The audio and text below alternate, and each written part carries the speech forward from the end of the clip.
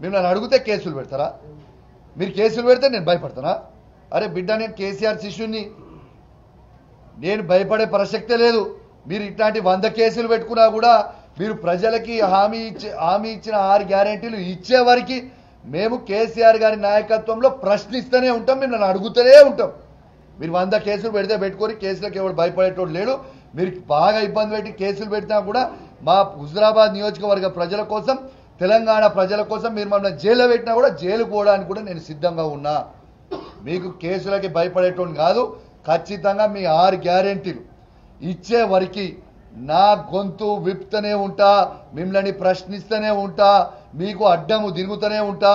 ఇంకో సంవత్సరం అయితే డైరెక్ట్గానే, ఇండైరెక్ట్గా ఏముండదు. ఇంకా మీరు ఇవ్వకపోతే ఇంకో సంవత్సరం వరకు ఓపెన్గా వెయిట్ చేస్తాం. డైరెక్ట్గా ముఖ్యమంత్రి కాన్వేకి అడ్డం తిరుగుతా. ఒక శాసనసభ్యునిగా రాసి పెట్టుకొని మీరు ఏం చేస్తారో చేసుకోరి.